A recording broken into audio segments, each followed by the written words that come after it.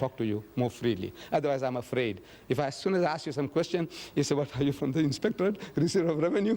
What is it? Yes. Yes, a lady, yes. Why don't females go to the mosque? Yes. Why don't females to the mosque? Yes. You see, the mosque, the obligation to pray in the house of Islam is on everybody, male and female. We are all obligated. Fasting, same. Pilgrimage, everything that the man does, the woman does. Everything, same.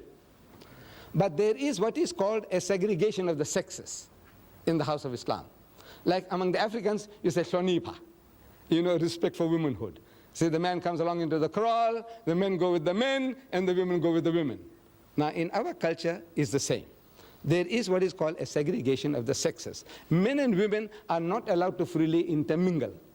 So in the absence of a separate facility in the mosque, where they can come into the mosque without intermingling with men, they pray at home. But now in the mosques in South Africa, provisions are being made. Where you have a separate entrance for the ladies, separate ablution facility for washing, toilets, everything separate. They are in the mosque, yet out of the mosque. In other words, what is forbidden is free intermingling. In the house of Islam, means in our teaching, no Muslim man has a right to be alone with a woman who is not his mother or wife or sister or daughter. Everybody else is to keep them at a respectable distance. If I was going to Johannesburg, alone in the car, I need company. And if I see you, my sister, my daughter, you standing by the roadside, trying to thumb a lift, my religion says don't give her a lift. Not because you are an African. Even a woman of my own race, don't give her a lift. But if she's accompanied by a man, maybe her husband, maybe her brother, maybe her father, it's an act of charity. Come inside, I'm empty. Where are you going? I'm going as far as Newcastle. It's all right, get it. Free. It's an act of charity. But if the woman is alone, whatever race, my own race, I said, don't give her a lift. Why? Because it is a challenge to man's manliness if he doesn't make some suggestions. This is man, any man, every man, unless he's a hypocrite or something else wrong with him. A man is a man. He has a woman beside him and he's traveling alone now. He wants to know, are you married? He says, no. Have you got any boyfriends? No. He wants, are you married? How long? 15 years. Any children? He says, no. He says, isn't Mr. Naidu working hard enough? Big joke. This is man, any man. See, every man is like that. So therefore, it says, now look, before that thing happens, this old man, I'm talking about this old man himself. Look, before that happens, you see now, you are nice and jovial, you're smiling, I say some small joke and you laugh like hell, in the car. To me, this woman is game. She is fair meat. This is man, any man, every man. So, Islam says, keep him at arm's length. I must keep you respectfully at a distance, and you keep me at a respectable distance. This is the reason there is no free intermingling of the sexes. Yes. Yes, my son. Deedat, sir, with all due respect to your religion, may I know what is the purpose of circumcision? Because ain't now. If I were to join your Muslim sect as such, that hurts. Right. Agreed. The young man wants to know about circumcision. I know that is the biggest barrier in we getting converts. The man says, man, I agree with you, everything is fine, I said, look, man, you mustn't eat the pig. He said, but what's wrong, man? Pork? I said, well, I'll reason with you. He said, well, I can see your point. I said, look, you mustn't drink. He said, but uncle, a little nip or a tot, man. I said, look, my son, these are the dangers. He said, well, I can see your point. I said, no, don't be promiscuous. Don't go along and dance with other people's wives and daughters. And I said, but what's wrong, uncle? I said, look, I will reason with you. And he says, uncle, I see your point of view. But now you agree with everything. And I said, now circumcision. That's hard. So now I said, now what is this? I said, my son, this is for your own benefit. Look, now I'm talking objectively. Yesterday, day before yesterday, was in our local paper. Cancer, the cervix in women, which is a killer among women. Cancer of the womb is a killer of women. 85% of all women who suffer from cancer of the womb are wives of uncircumcised husbands. Problem. I went to the RK Khan hospital some years ago. I had a problem. And I'm sleeping there on the bed. So this is our culture. See, say you, what you here for? What you here for means what's your problem? What's your name, Mr. Reddy? So he tells me, he said, uncle, it's, it's like this, like that. And what? He says, problem with the foreskin, circumcision. Next to me is a young boy, schoolboy. I said, what's wrong with you? He said, no, nothing wrong with me. I said, no, I want to know what brings you here. Why are you here? So he says, you see, uncle, difficult. So he's telling me, actually, he's got constriction. He must be circumcised. He's also Reddy. Look, no insults upon the Reddys. There are Reddys here, so many. It's just coincidental that the guy next to the wall was a Reddy, grown-up man. This guy was a Reddy. Across the aisle, Hindustani gentleman, about 50 years and more. So I go up to him. I said, Bhaiya, what brings you here? Why are you here? So again, he's in turmoil. He's in torture. He's trying to tell me. He's got a problem. He must be circumcised. Otherwise, the skin has come in the way. I said, I'm telling the nurses. Look, you see, as you see me, I enjoy talking. So I say, your husband, is he circumcised? He said, no. Your husband, is he circumcised? He says, no. I say, hey, you got a problem. I said, tell them all to be circumcised. Not for religious reasons. I said, as much as we are vaccinated, for what?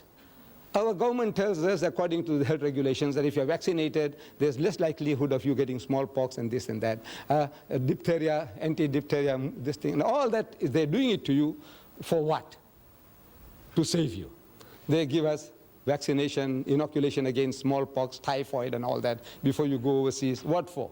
They hate you? No. But for your benefit. So now this circumcision, I said, if I came into power in this country, I will pass a law, circumcise every male child in the country, Indian, African, colored, white. Nothing to do with religion. I say for health reasons. I say 85% of my children, my daughters, who are married to uncircumcised husbands, they are suffering from cancer of the womb, a killer disease among women. I say just to save that, there are so many other philosophical aspects. You come and see me, and I will give you further details, which I can't share with you here. But I said, now, just that alone, 85% of the women who suffer from cancer of the womb are wives of uncircumcised husbands. I say, circumcise everybody. It's that operation. You know how easy it is. You see, previously under primitive condition, the septic, this thing lasted for a long time and you suffered. Man, I had a young man circumcised on a Sunday morning, and Monday morning on a bicycle he went to work. It is as difficult as that. Sunday he gets operated on, and Monday morning he's riding a bicycle, he's making deliveries. Yes, my children. Anything else? Yes, my son. Satan attack Christian most because Christian, the background of Satan are from a Christian background. But wouldn't you state, looking at the Bible, that the reason why Christians are attacked is because of the conflict between God and Satan and the ultimate prophecy of the ultimate defeat of Satan by God, which is shown in the Bible? I didn't hear the detail of your question, but I think it's again about God and Satan. I think if you come a little closer, please. I'm sorry. I can't hear too well from that distance. Yes. That when Mary asked you about Satan and Satan and Christians, Right? you stated that Satanism. Satanism and Christians. the Christians are attacked mostly by Satan. You say that Christians, that Satan is, the background is from Christians. But looking at the Bible, wouldn't you state that the reason which it seems better looking at the Bible is that God and Satan always were in conflict with each other, and there was prophecy that Satan would be ultimately defeated by God. Wouldn't you say that that is the reason why Satan is trying to Satan? I don't know really Satanism, what is the philosophy, why they are out to promote Satanism.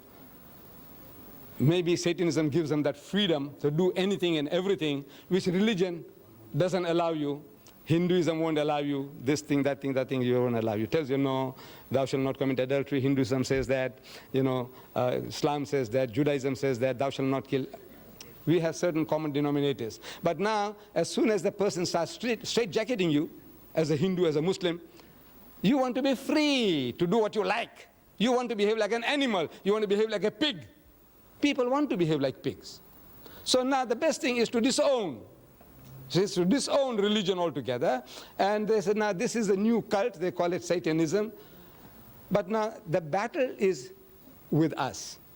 Every individual. We believe that we have all got this propensity for evil. We have two qualities in us, towards godliness and towards earthliness, devilishness. So the battle is on in all of us, everyone. The Holy Prophet Muhammad, he described the situation beautifully to his companions. While they are around him, he's telling them that shaitan, that's Satan or devil, shaitan courses through the body of man like the blood. He's passing through you. He's each and every fiber of you. He permeates you. Everybody. Shaitan, man means mankind. Shaitan courses through the body of man like the blood. It's imperceptible. It's there. Your blood is moving and going and doing the job without you feeling that the heart is pumping and now supplying blood to the brain to allow me to think. Without that, I can't think. But all this is all automatic. Similarly, this evil propensity also in man is permeating him like the blood. Everybody. Muhammad says yes, everybody. He said, what about you?